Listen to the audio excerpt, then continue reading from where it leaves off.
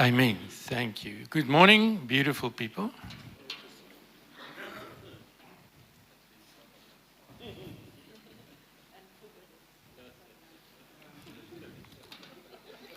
Thank you very much for inviting me to be part of this service this morning. I have a short message to share with you, and thereafter there will be an opportunity for everybody who wants to take part. If you are married, in a short ceremony to renew marriage vows, and it is really open for anybody who's married. There's no requirement, and it's going to be a very simple, short ceremony. So I want to set your minds at ease. You're just going to repeat after me a short sentence where you basically just proclaim that you're recommitting yourself to your marriage vows that you took on your wedding day. And for some of us, it's a good thing because that was way, way back, and we can't remember anymore what we promised. So it's a good thing to do that. If it sounds like a foreign concept, I want to encourage you to take part, because that is something that you can actually do every day. There's nothing to it. It's just to say, listen, I'm recommitting to something that's very precious to me that I promised on our wedding day. I'm just recommitting to that. I'm just saying that I'm still in this, and that is all.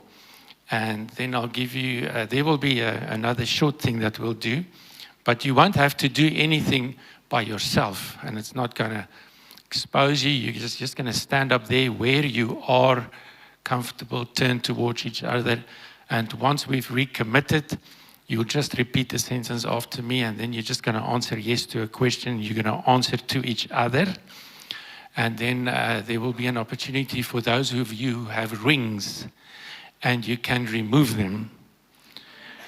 Then you'll have an opportunity to remove them and put them back on again. If you cannot, you can just hold hands.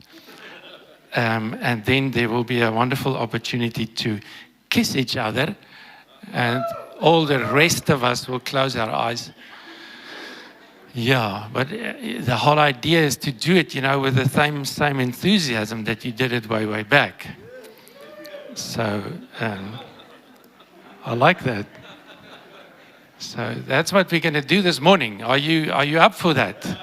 I hope so.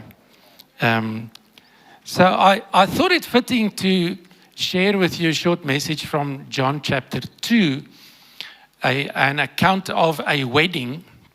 So if you have your Bible, whether digitally or like this one, you can open up at John chapter 2 if you want to read with me. Before I read, there's something interesting about weddings, in the sense that people love to tell stories about weddings. Who agree with me? People love to tell stories about weddings. People who were guests at a wedding will soon after find themselves in a conversation. And in that conversation, at some point, they will say something like, I was at a wedding the other day. And you won't guess who was there too. Or I was at a wedding the other day, and you will never believe what happened. Or I was at a wedding the other day, and it was one of my favorite weddings. Let me tell you why. People love telling stories about weddings. And let me tell you, they told stories about your wedding. You can believe me. Even the Bible. And we're going to read one such an account of a wedding in John chapter 2. Now, why this particular account of a wedding is one of my absolute favorites is because there are 5 keys to a successful marriage and relationship. If you're not married today, take notes, because it applies to relationships in general as well. There are 5 keys to success in a marriage in that chapter, slightly hidden and by implication. I'm going to share those with you. So it'll be exciting as we read the chapter for you to see if you can see those keys in John chapter 2. Let's read that chapter. or that story from verse 1 to verse 11. Let me just pray first, if you don't mind. Lord God, thank you for your word. And thank you for the privilege that we are able to read from your word this morning. Lord, we want to digest it. We want to take it in, and we pray that you will bless us as we read your word and as we take it in. Lord, that it will change us. I pray that your word will become alive this morning and that we will be completely blessed by it. Thank you, Lord God, in Jesus' name, amen. All right, here we go. You will notice that this account of a wedding follows basically the same format of the questions or the things that I just said. I was at a wedding and you won't believe who was there too. Jesus was there with his disciples.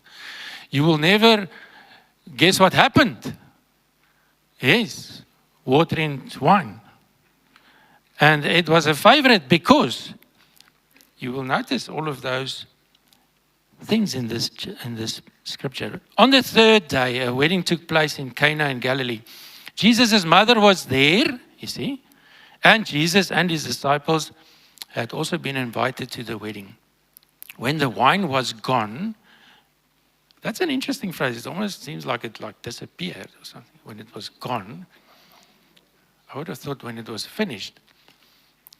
Jesus' mother said to him, "They have no more wine." "Dear woman, why do you involve me?" Jesus replied, "My time has not yet come." His mother said to the servants, "Do whatever he tells you." Nearby stood 6 stone water jars, the kind used by the Jews for ceremonial washing, each holding from 20 to 30 gallons. I don't know how many bottles of wine that is, but it sounds like quite a bit, eh? Jesus said to the servants, "Fill the jars with water," so they filled them to the brim. Then he told them, "Now draw some out and take it to the master of the banquet." They did so, and the master of the banquet tasted the water that had been turned into wine. He did not realize where it had come from, though the servants who had drawn the water knew. Then he called the bridegroom aside and said, "Everyone brings out choice wine first, and then the cheaper wine after the guest has had too much to drink. But you saved the best till now." This, the first of his miraculous signs Jesus performed at Cana in Galilee. He thus revealed his glory, and his disciples put their faith in him. 5 keys to a successful marriage in that scripture that we read. The first key, let me share that with you. The first one, Jesus cared enough to get involved. He did not turn his back on them. He did not leave. He actually got involved because he cared. And that is the first key for a successful marriage, is to remember that God cares about you. He cares about your marriage, and he wants to be involved. And the way that we use that key in our marriage or in our relationships is to welcome God's involvement. To pray as a couple and say, "Lord God, we welcome your involvement. We embrace it. We look forward to your guidance. We do not want to go at it alone." That is the way that you use that key. But that key goes a little bit further even, in that one can say as a couple that we want to follow Jesus as example, by caring enough that we remain involved in each other's lives. We never want to allow separation. We want to remain involved because we care, which means that sometimes we will do things together. You want to do something and I'm going to do it with you because I want to stay involved. Why? Because I care. I want to follow Jesus' example. And when we cannot do things together, we will at least be fully aware of what our partner is going through. We will be fully aware of our partner's challenges, responsibilities, setbacks, and victories and dreams and so on and so forth, there's always involvement. I never want to allow any kind of separation. That is the first key. God wants to be involved because he cares about you. He wants to get involved in your relationships. Embrace that, allow that, and look forward to his guidance every day. That is the first key. The second key, Jesus did a miracle. A marriage, a relationship is a place where God loves to do miracles.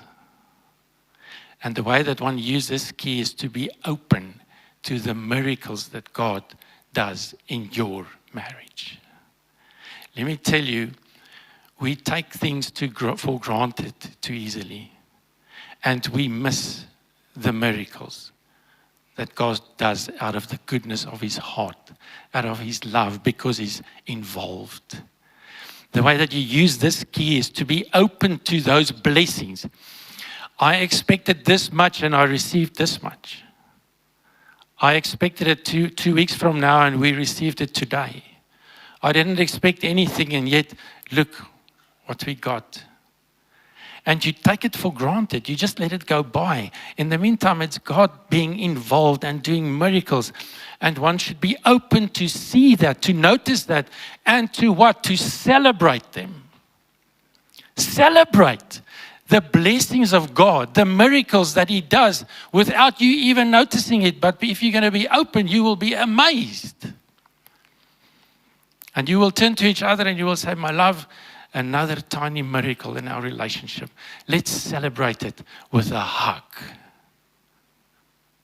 You see, it's much more adventurous and exciting to fill your marriage with celebrations than to take everything for granted, let me tell you. Who wants that kind of relationship? Yes, that's what we are looking for. Was that the second one? So we're getting to the third one. The third key, the best wine was served last. The best wine was served last. The key here is that God has his best in store for the two of you. God has his best in store for the two of you. Sometimes in a relationship, we're looking for something. We're looking for a breakthrough. We're looking for a blessing. And who has experienced that God's time often is not our time? And you're waiting and waiting and waiting. Yeah, like what was said here earlier this morning. And that we as a couple will hold each other's hands and say, it may not yet have happened, but we must remember God has his best in store for us.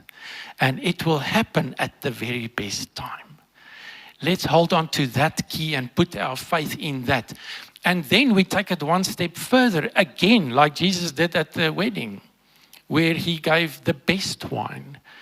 We follow his example as a couple, and we give the best of ourselves to each other. You see, in your daily life, as you go through your work schedule, as you're busy with life during the day, life will demand the best of all you've got. Who agree with me? And then when you get home, the scraps are left for your spouse. This key says no. As I go through my day, I will give my best to what life demands, but all the while I will remind myself that I'm keeping a little bit of the best for my spouse, for later. A little bit of the best of my love, a little bit of the best of my patience, a little bit of the best of my understanding, a little bit of the best of my support, a little bit of the best of my humor. I will hold back for my spouse. Just smile at me like this. Yeah. I don't want to ask the question really, but some of you that are married, does your partner come home like this? Well, you can look forward to tomorrow afternoon. Because your spouse is going to keep a little bit of the best of his humor for you. and who knows what else. So tomorrow during the day, you can text each other saying, I've got a surprise waiting for you, my dear, because I'm keeping some of the best of myself for you. Isn't this a wonderful key? Yeah. God is keeping his best for us, and we're following in that example. Key number 3. Shall we move on to key number 4? Are you getting something here? The 4th key, water in wine. Water changed into wine. Something, wat is die woord dat ek nou hier gebruik het? Something ordinary was changed into something extraordinary. Something ordinary changed into something extraordinary. Let me tell you, a marriage is a place where the ordinary changes into the extraordinary. Please listen to what is said here now. You will be busy with something ordinary. You'll be busy drinking an early morning cup of coffee together. It's an ordinary event. But because you are doing it together, it changes from ordinary to extraordinary. Because you're doing it with the love of your life. Because you're doing it with the person that you chose. Because you're doing it with this absolutely special human being. And you can look at each other in between each coffee sip and smile at this person, because let me tell you, there will come a day when that person is not there anymore. And then you will look back and you will say, fortunately, I made the best of every moment. And every ordinary moment changed into something extraordinary because I did it with you. You will be driving somewhere together and it is an ordinary event, but because you're doing it together, it changes into something extraordinary. Because you can drive and while doing that, put your hand on your spouse's leg, it changes to something special. You'll take a 30-minute stroll. It's something ordinary, but because I can hold your hand while I do it, it becomes something extraordinary. It all depends how you look at it. It all depends to what extent you are willing to see the special in what is happening and stop taking things for granted. Everything ordinary will change into something extraordinary. Nothing wrong with every now and then saying to each other, I'm so glad I can have this coffee with you by my side. I can drive somewhere with you in the car next to me. We can take a stroll and I can hold your hand. And whatever else you do that is ordinary, it can become something extraordinary. And the very last key, are you ready for that? Jesus never sent him a bill. He never invoiced them. He never said, I expect full payment by tomorrow. He gave them the very best out of his caring, unconditionally. And the way that we use this key in relationships and in our marriage is whenever we do something for the other person, we do it unconditionally. We don't expect anything back. We just do it because we care, because we want to be involved, because we are grateful, and because we are thankful for everything ordinary that changes into something extraordinary. 5 keys from John chapter 2. Isn't it wonderful? I hope you took notes, or you will help each other to remember. In the beginning, when I started this message, I said that stories are being told about weddings. Wouldn't it be great if stories are also told about marriages? Won't it be great, stories were told about your wedding. Won't it be great if one day stories are told about your marriage? If your kids or your grandkids tell each other one day stories about the way that your marriage inspired them. The way that your marriage was an example. The way that your marriage was something to look up to because you had 5 keys from John chapter 2 that you lived by. That's what we need to aim for. That's what the world needs. That is what will glorify the name of Jesus. Are we open to do that?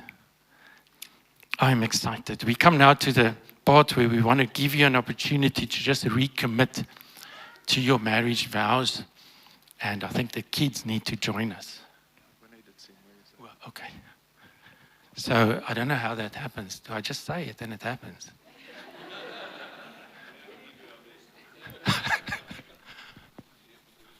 I'm excited. I don't know if you're excited. Who's excited with me? Who has a little bit of energy here in his... Okay, while we're waiting for the kids, let me just rehash what we're going to do now. I'm going to give you an opportunity. Please don't feel pressured. And please don't pressure your partner. Don't injure your partner. Come on. An elbow is a very powerful weapon. Don't use your elbow to apply pressure at this moment. But for those of you, you can quickly turn to each other and you can ask each other, are we going to do this? And if the both of you agree, and if you don't, please don't worry about it. If you don't feel comfortable to do it this morning, then you don't. You remain seated and relax. However, it is a wonderful opportunity. So what we're going to do is I'm going to ask you to stand, but not now when the kids are here. And then you're going to just stand there as a couple wherever you are, whether 1 year married or 50 years, doesn't matter.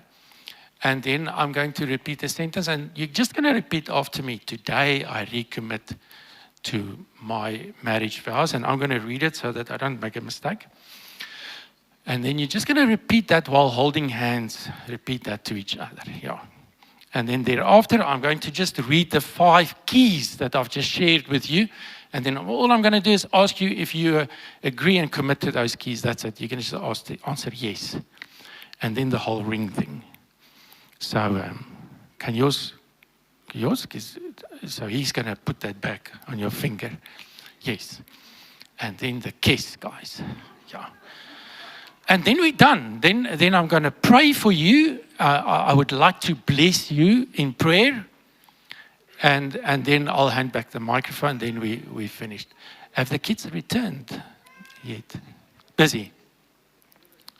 So have you asked your partner whether he or she's going to join you yet? Yeah. I'm just suddenly wondering if one can do it alone. I don't think so, though. It would be better if you do it, the both of you, holding hands. It just sounds better. Yeah. I think they were very far away, huh?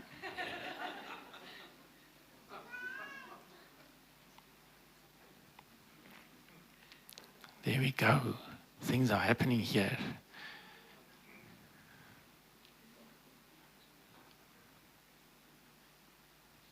Kids, you can join your families.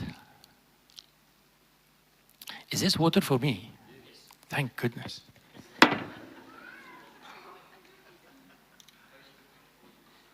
Taste it before.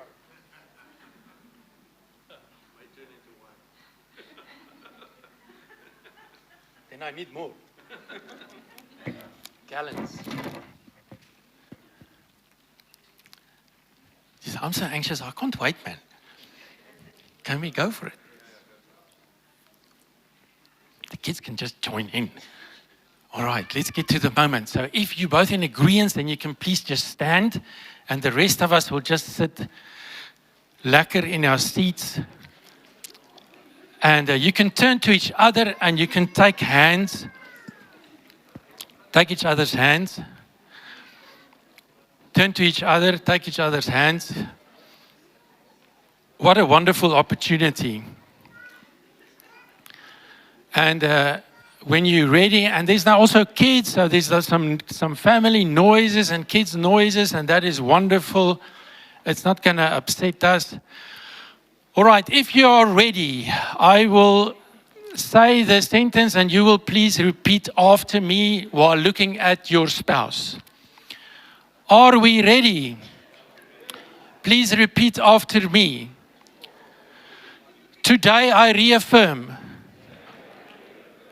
the vows I made on our wedding day, and I look forward to the next chapter on our journey together. Let me read the 5 keys, and then I'm going to ask you whether you're willing to commit to them. Based on the message this morning, do you also commit to the following: that you will always welcome and embrace God's involvement in your marriage, and that you will always try to care enough to remain involved in all areas of each other's lives? Number 2, that you will always try to see blessings, whether big or small, as miracles, and that you will celebrate it in fitting ways. Number 3, that you will every day try to give each other the best of your time, energy, understanding, support, respect, humor, love, forgiveness, and kindness. That you will always try to enjoy how ordinary moments become extraordinary moments because you are together. That you will always try, number 5, to remember that when you do something for your spouse, it is unconditional, without expectation to receive something back. What is your answer? Please answer towards each other. At this point, if you can remove your ring, I would encourage you to do that, and then just place those rings back on each other's fingers as a physical symbol of your recommitment to your marriage vows this morning. A precious, special moment today. Once you've done the ring things, you are allowed a short embrace and a kiss to celebrate this moment together. And please remain standing. Please remain standing. Some of us is still busy with a kiss. Takes a while. The rest of us, will you please extend your hands towards the couples that are standing with me? I would like to pray a blessing over them. Lord God, as we extend our hands to all the couples standing who just renewed and recommitted themselves to their marriage vows, we want to bless them in Jesus' name. Lord God, we pray the best of your blessings upon them in this next chapter of their marriages together. In Jesus' name, amen.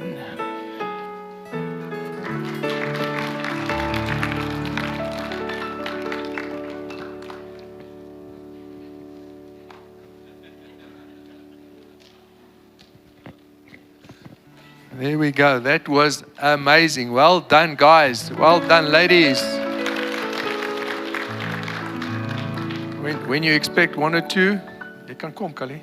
When you expect 1 or 2 and you get the whole church, wow, well done, well done. I just want to say, this is profound. And I want to say, even Paul, the great apostle, guy who's been into the third heavens, guy who had insights beyond what most people, probably anybody, has had.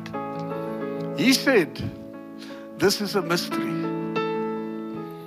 This is a mystery. Even Paul said, I don't quite fully understand it, because it is a reflection of the relationship between Jesus and his church.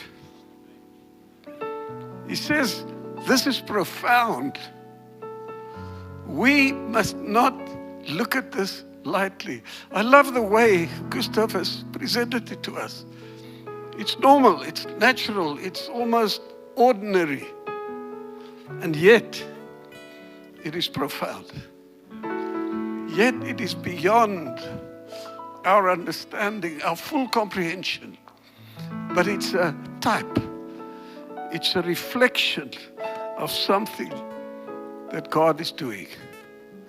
And may this, as we recommit to each other, as a wife recommits to her husband, may we as a church recommit to our bridegroom.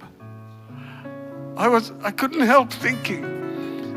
The first scene, the first real scene in the Bible after creation is a wedding. It says, will leave their parents' homes. They'll be joined to one another and they'll become one flesh. The first miracle that Jesus does is a wedding. It's a wedding. There's something profound in this. And you know what? The end of the Bible.